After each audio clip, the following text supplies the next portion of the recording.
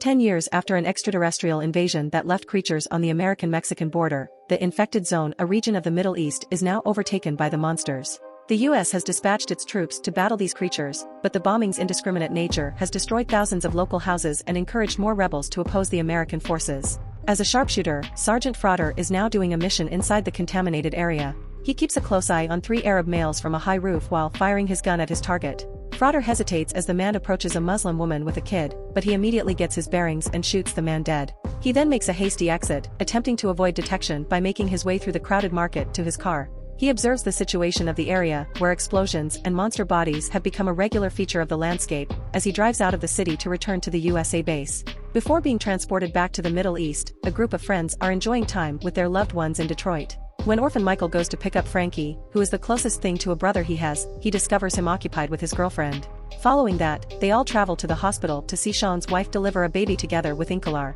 The 4 of them grew up together, and joining the same military unit extended their connection even more. Sean needs an escape before departing to battle again, so the 4 men spend their final day as civilized beings together playing basketball, smoking, and watching a puppy. Sean's wife urges him to remain a little while longer. Fight. Because the dog is battling a baby monster, it is an especially unlawful dog fight. Although the dog first appears to be winning, the monster quickly strikes back and kills the dog. Because of his frustration, the dog's owner shoots the monster back. The young men finish their day in the bar, where they are then treated to a wild party with drugs, women, and other vices. The gang arrives in the Middle East the next day via helicopter, allowing them to observe the region's devastation. The monsters are large and move in packs, creating a very ominous sight. As they arrive in the desert, where the monsters try to snag the helicopters. Fortunately, the pilot acts quickly and flies away just in time for the region to be blasted. The helicopters then arrive at the base. The men are welcomed by Frauder and Sergeant Forrest, who describes the situation. Instead of eradicating the monsters, their main goal is to prevent rebel activities in the city. After a brief team-building activity, the squad goes on a city patrol. The lads are highly uncomfortable as they go through the streets and come across people who are hostile against Americans. However, they begin to unwind as curious children approach them, asking for photographs and making it simpler to interact with the people. Next, when the squad arrives at what they perceive to be a rebel stronghold, they spend the entire day there keeping an eye out for any hints on the containers that depart in trucks periodically. When darkness falls, they investigate the structure but discover no explosives or weapons. They do see 3 enormous creatures coming, but before they can respond, they run into a farmer who despises the American military because it claims to be there to fix things, but all it does is exacerbate the issue. They keep attempting to evict him since the American bombs murdered his family and his animals, but he is adamant about staying because this land is his and the containers only hold his goods. He also refuses to share any information on the rebels since he knows if he does, they'll murder him. In a fit of rage, Michael strikes the farmer to knock him out as the monster draws nearer and the farmer won't stop shrieking at them.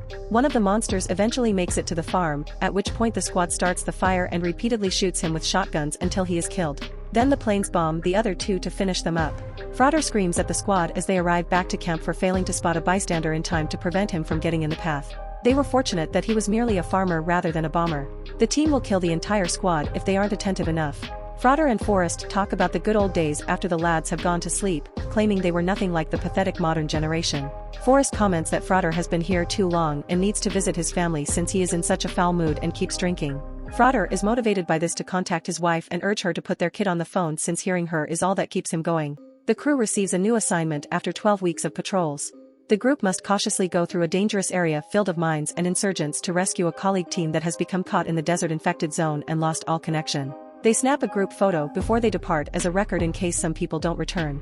They see a number of lesser creatures while traveling and are shocked to learn that they are not aggressive. However, one of the vehicles accidentally crushes a monster, which causes the drivers to get disoriented and crash into a mine. Sean exits one of the cars after the explosion severely ruins it, still alive and injured, but unfortunately, he steps directly into another mine. The rebels seize the opportunity to surround them and start firing, which only serves to make matters worse. The squad slowly moves to their wounded teammates while taking cover behind the automobile and returning fire.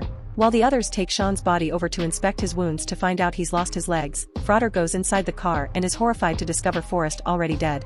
The squad takes up Sean and starts rushing towards the closest building as Frauder offers cover after bandaging him as best he can. Frauder had to shout at the lads to urge them to use their bullets wisely and aim precisely since they were so furious about what occurred that they started firing continually without even looking. The squad tries to ask the base for assistance as they continue to defend the building, but they are informed that HQ does not have access to their location. While Inkalar does his best to treat Sean and originate the bleeding, he has regrettably already lost too much blood and passes away. When the lesser monsters start to arrive at that time, HQ makes an announcement. They are sending a drone to bomb the location, according to the communications. The crew wants to bring the body since they are upset at losing their comrade, but Frauder shouts to them that it would be unnecessary weight and that letting their emotions get in the way will kill them. Just as the bomb goes off, the group reluctantly leaves Sean behind and escapes. The squad spends many hours running across the desert before they come upon a derelict building to verify it is empty before resting to rest. When 2 sniper bullets are fired simultaneously as Frauder tries to make touch with the base once more, Inkalar instantly dies and Frankie sustains an abdominal wound. As soon as the squad is encircled by rebels, Frauder orders them to surrender in order to save their lives. The team is quickly taken captive by the terrorists, who conceal their faces as they transport them to their hiding place where they are bound to chairs in a dilapidated chamber. Michael and Frauder are devastated to learn that the militants want them to watch Frankie bleed to death when the bags are taken off. There is nothing the two can do to keep Frankie awake, so he apologizes for his error before they give up trying. Dying, Michael collapses completely, knocks over his chair, smacks his head, and loses consciousness. Once darkness falls, the monsters also make their way to this location. Most of the rebels run away in their cars right away, but 2 of them enter the chamber to murder the troops. Frauder seizes the opportunity to strike back right away, trampling the men's heads till they are dead. Frauder then frees Michael and orders him to grab the motorcycles outside while he clears the building after cutting the cords around his wrists and taking the attackers' guns. But before departing, Michael gives Frankie the opportunity to say goodbye properly. He searches the building for the rebel commander in search of retribution and starts striking him violently with an iron club till he falls to his death. Michael goes outdoors after taking some weapons and discovers a large creature tearing down the power wires. Michael is so exhausted and horrified by all this bloodshed that he shuts his ears in denial as the monster starts pounding the building too. Noises coming from within the building indicate Frauder is battling the insurgents. A few hours later, Michael and Frauder are riding the bikes they took from the terrorists through the desert. When Michael finally gives up and pauses to lie down in the sand, Frauder tells him he's in shock and reminds him that they must finish the job or else all the dead would have been in vain. When the bikes eventually run out of fuel, the two must continue traveling on foot. They decide to spend the night inside an abandoned train car after coming to a rough location. They talk about their hometowns and family, and Frauder admits that he has been in the army for so long that his daughter doesn't know him when he returns home. The following day, as they continue on, the group encounters a massive dead creature whose tentacles are still moving.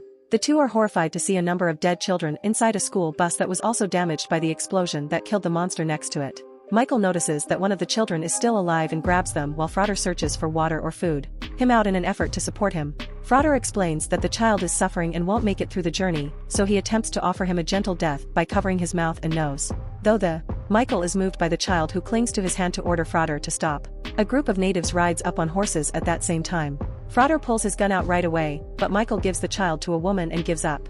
The natives take the troops to their camp out of gratitude for helping one of their own. Frauder and Michael join the people to enjoy food, singing, and even a cigarette after washing off in an oasis and witnessing the child receive good care.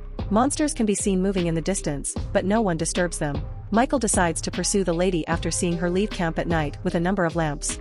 Then, it turns out that the lamps are positioned around the bus to serve as a memorial for the children who are being removed and given a dignified funeral. When a monster approaches, the woman sits down to watch it, and Michael, who is curious, follows her lead.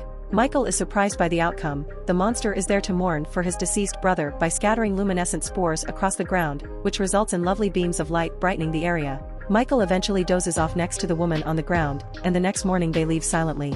Meanwhile, Frauder is keeping an eye on the child they saved and starts to go crazy when he realizes the child is also dying, indicating his efforts were in vain. When Michael gets back to camp, Frauder slaps him for talking to a female when they should be focusing on the goal. Then, he leads him to the boy's body and tells him that they don't get to feel anything or play the hero in battle. The troops then depart from the camp to carry out the remainder of their task.